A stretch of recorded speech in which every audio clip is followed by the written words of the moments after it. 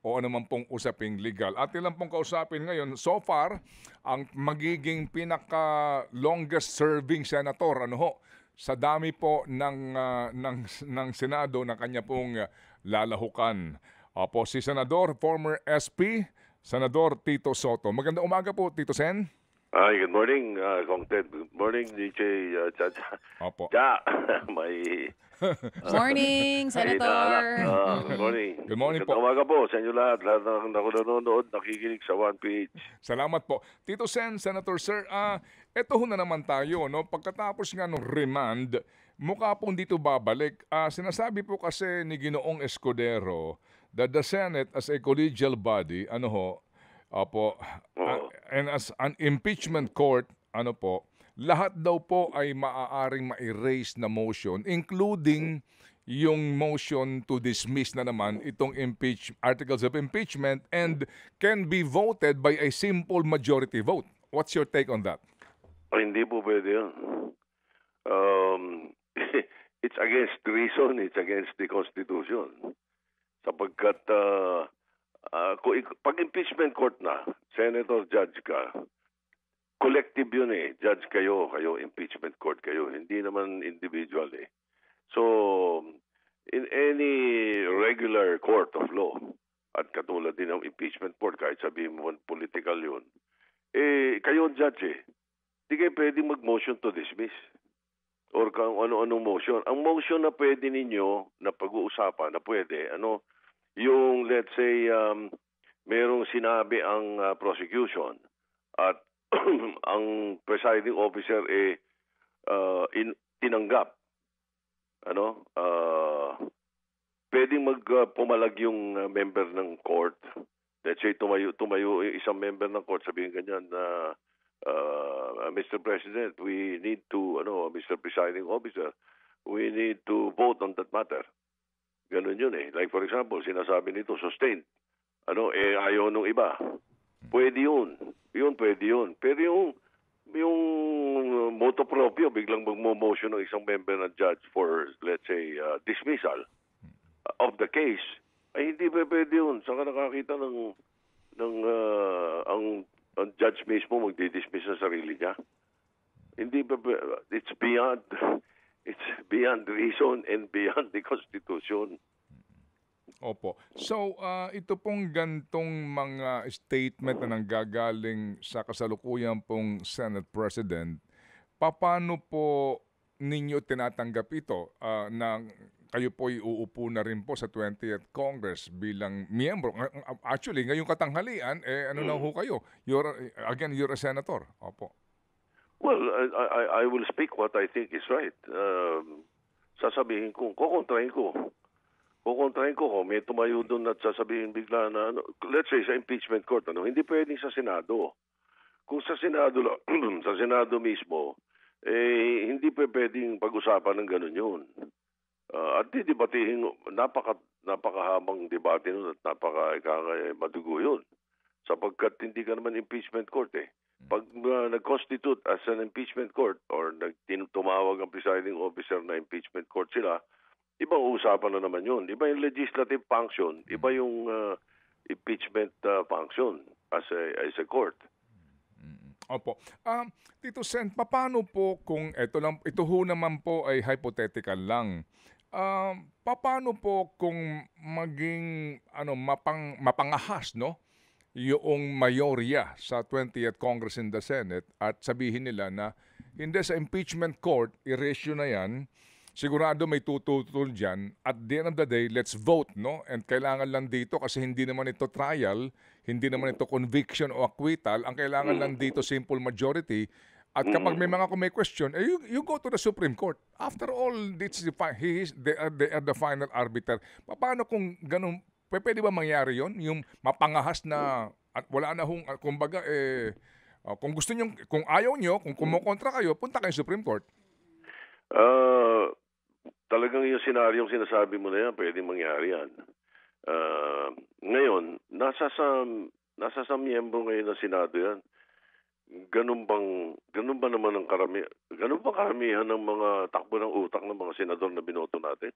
Hindi naman siguro. Pero kung sakasakali, kung sakasakali na mali ako at ganun nga ang takbo ng mentality ng karamihan, hindi maiiwasan na may mga ganung mentality. Pero yung karamihan, o palagay na natin, hindi maiiwasan may magdala niya sa Supreme Court, sigurado yan. At saka yan yung tinatawag na grave abuse of discretion.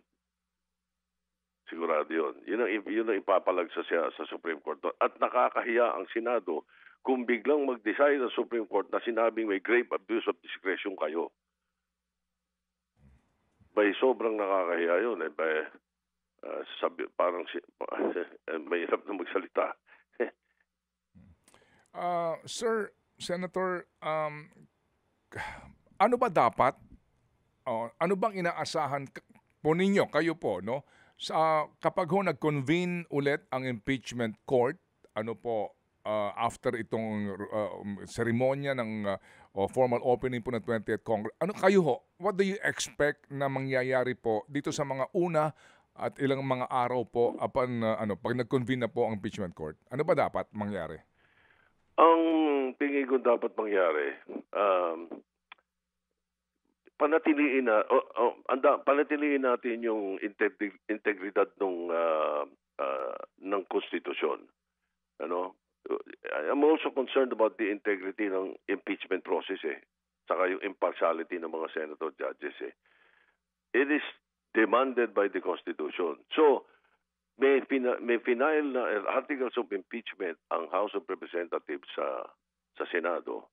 Dapat talakayin yung articles of impeachment. Ngayon, may problema kayo doon sa articles of impeachment. Dapat yun, pag-usapan nyo muna.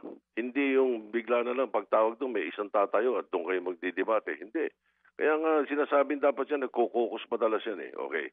Ngayon, pangalawa, paano yung nalaman, paano mong malalaman na may depekto? Binasa mo ba? Meron kadalasan sa Senado kasi meron nung sinasabing team red. Yung team red na yun, malamang yung abogado lang niya bumasa nun, yung mga staff lang ang bumasa nun. Baka hindi pa nga nabasa ng buo. So dapat yun, pakinggan mo muna. Pakinggan mo, pagkatapos mong pinakinggan, yun ang ini-expect ko. Dapat yan, pakinggan natin, ano ba yung sinasabi ng prosecution, ano ba yung laman nitong articles of impeachment, at saka ka magsabi ng iyong opinion. Kung gusto mo magsalita ng opinion mo doon. Pero kung ako ang tatanungin, hindi dapat. Dapat yun pakinggan natin.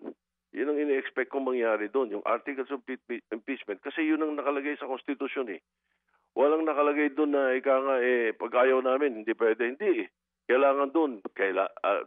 Kaya nga ginamit na yung word na forthwith Ngayon, sabi nung iba, yung forthwith daw, marami raw ibig sabihin. Hindi. It's a legal term of the word immediately. Kaya hindi mo kailangang sabihin na dapat immediately gamitin na word. Legal term nga Yun nga ibig sabihin, immediately. Ano ba yan? Bakit? Kailangan ba nakapasa ka ng bar para maintindihan mo yun? Hindi Di ba? Alam kaya maliwanag yung sinabi ng Konstitusyon dapat yun. Talakayin kagad namin. So what do I expect?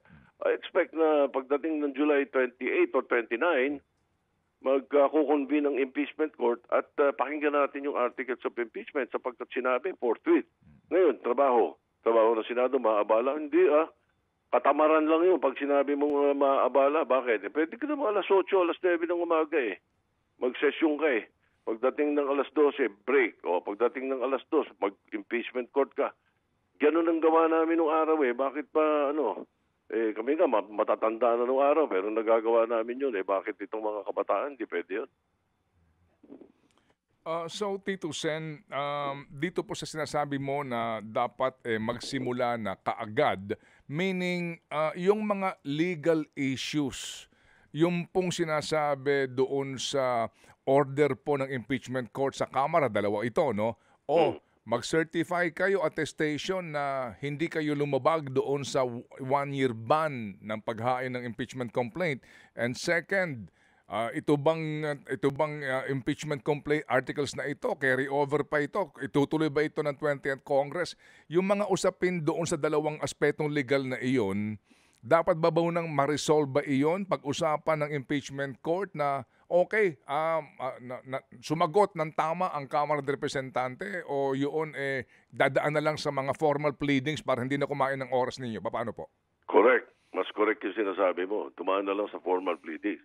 Kasi sa akin, with due respect to them who have a different opinion, sa akin, dribble yun eh. Kumbaga sa basketball, lampas ka ng 24 seconds eh. Dribble yun eh, sapagkat ang tinatawag na yung kino-complain na one year ban, wala namang impeachment noong December eh. Nag-file ng impeachment, isa, may nag-file ng impeachment, pangalawa, may nag-file ng impeachment, pangatlo. Yung bang tatlong yun, at saka yung pang-apat, yung bang tatlong yun, kinorward sa speaker, inapprove ng committee nila? Hindi. So, hindi impeachment yun. Dahil kung i-consider mong impeachment yun, kayo katulad ng mentality ng kusino dyan sa Senado, na kasama daw yun. Kaya daw, nakafile na yun, tapos may 1 year ban na yun. Abay, araw-araw, pwede may mag-file ng impeachment sa'yo. Ibig sabihin, counted na yun? Hindi nga eh. Kaya nga sa Constitution sinabi yung 1 year ban kasi oras na ito'y articles of impeachment na at pinorward sa speaker, andun ang point. Therefore, pag hindi natalaka ito, ang point ng articles of impeachment 1 year ban is January of 2025. Hindi December na nag-file yung mga tatlong impeachment. Hindi nga ginalaw ng committee nila eh. So hindi yun ang articles. Ang articles yung sinambit sa opisina ng speaker nung bandang January. Yun. So ano yung pipilit na sabihin, hindi, balik mo na yan dahil hindi yan ang 1 year ban. Ha? 1 year ban? Hindi pa yun ang 1 year ban. Kasi nga, sabi ko, ang opinion ko, pasensya na sila kung sino man ang tamaan sa kanila. Dinribble nyo eh. Ganun. Opo. Ang inyo yata tinutukoy nga ay yung when is it deemed initiated? Yun po yung word ron eh. Kailan ba na-initiate, no? Yung tatlong una... Ng House. Opo. Yes. Ng House, not a complainant or not a somebody who filed. Opo. Initiated kasi nga kapag deemed initiated yan kapag na-refer sa Committee on Justice at nagkaroon ng karampatang pagdinig, no? Correct. Opo. Kumbaga, they take cognizance of the impeachment complaint. Kung hindi inaksyonan, hindi pa siya initiated. Yan hindi pa, correct. Okay. Opo. And then ito po kasing fourth impeachment complaint, ito kasi yung second mode na dinaanan niya, hindi dumaan sa Justice Committee dahil nakakaalap na po ng enough 1/3 ng pirma endorsement ng mga miyembro kung saan nga po that comprises the articles of impeachment. Yan ang binabanggit nyo na jurisprudence. Ano po? Correct. Sapagkat ganyan-ganyan yung nangyari doon sa impeachment ni Erap eh. After the prayer, minove ng speaker na i-forward kagad sa Senate eh. Meron bang naging question na ganyan sa Supreme Court o sa Constitution? Wala. Di ba? Kaya talagang kitang-kita mo, dinidribble ito. It's unfair to the Vice President eh. Because you're not giving her a chance to answer eh. Di ba? So it's on both sides, it's unfair. So ang pinakamagandang gawin namin is to preserve the integrity of the impeachment process, the Senate, and then the Constitution. Yun ang dapat eh. Opo. Sige po. So, kaninyo, dapat po itong mga usapin ng mga debate, legalidad, teknikalidad, maaari naman po siguro mabigyan ng panahon to, pero dapat talaga masimulan, sir, yung trial? Yes, yung trial proper. Yung dapat, yung iba nga sinasabi, dapat may pre-trial. Hindi, noong panahon namin nila JP, wala naman pre-trial eh. Pakinggan na natin kagad. Pakinggan natin yung sinasabi ng prosecution. Para ako ang defense, yun ang kagad sinasabi. Hindi, wala yan, dismiss. Motion to dismiss sila. Debutuhan natin. Ganun lang dapat yun eh. Mabilis yun eh. At yun ang dapat na procedure na gawin natin. Imbis na, pati ang taong bayan eh, alam mo, hindi naman ako nag-iisa rin sa sinasabi ko ha. Ako nakikita ko sa feedback ng mga kababayan natin eh. Nabubuisit eh. Sapagkat, sa iba, tingin nila nakakaabala. Diba?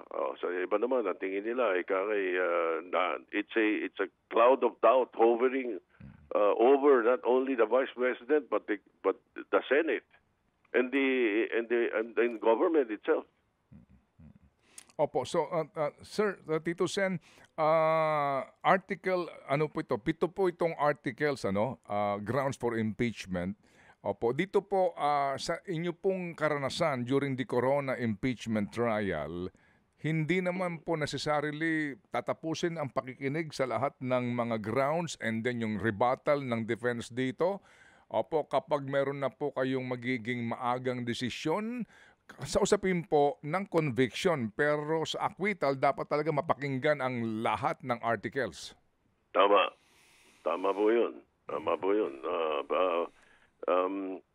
I could not recall kung meron kaming pinag-usapan noon na pwede na kami bumoto after the first article. Opo. Na desisyon na nakagad. Wala kami gano'n. Pero tama ka. Kung papuntang acquittal yan, dapat yan tapusin, pakinggan lahat. Opo. Kasi pag natapos sa pangalawang article, pagkatapos mayroong nag-motion to vote, tapos ang vote ay guilty, ba't pa itutuloy yung iba? Opo. Ano po ang quantum of evidence po sa impeachment trial, Tito Sen? Sa inyo pong rules, meron ho bang nakasaad rito? Ano ba ho ito? Hindi, walang rule na nakalagay tungkol dyan. Ang nakalagay dyan is yung rules of court. Ngayon, dahil ito ay impeachment court, mayroong political side ito, preponderance of evidence, medyo mabigat na yun. Ganun yung nangyari kay Chief Justice Corona. Tsaka may magkakatalo yan talaga sa I'll have to say this, yung Ted. Ted, magkakatalo yan sa optics. Magkakatalo yan sa optics eh. Ganyan-ganyan ang nangyari sa amin noon kay Chief Justice Corona. And hindi ako nahihiyang sabihin eh. Nung una, nung pinag-uusapan namin yan, at nakikinig na kami sa mga sa sinasubmit na articles of impeachment kay Chief Justice, lamang na lamang dun yung, wala ito. Ganun yung mentality ganun. Lamang na lamang yung, malamang ito, pag boto ko, not guilty. Ganun ang mga mentality ng karamihan sa amin. Pero nung tumagal, nag-iba yung optics pati sa mata ng tao, nag-iba Tapos, nag-walk out pa. Di ba? Si Chief Justice, naiba So, ganun din yan Ganun din yan So, sa akin, preponderance of evidence, depende. Pwedeng ikaw sumahid sa prosecution, pwede ka rin sumahid sa defense. Depende talaga yan. Basta ang importante, impartiality ng senator judges muna. Huwag munang daktak ng daktak at sinasabi, ganito yan, ganito doon, dapat siya dismiss, dapat siya. Huwag muna, pakinggan muna. Sundin muna natin ang procedure, sundin natin ang proseso, sundin natin ang konstitusyon, at saka tayo magsalita pagboto natin. Opo. Yung po nabanggit yung optics na yon, bakit po naiba ang naging kaisipan ng mga senador dahil ba sa talagang may nailabas ng ebidensya ang prosecution tungkol doon sa usapin po ng kanyang umano ay hindi na ideklarang yaman?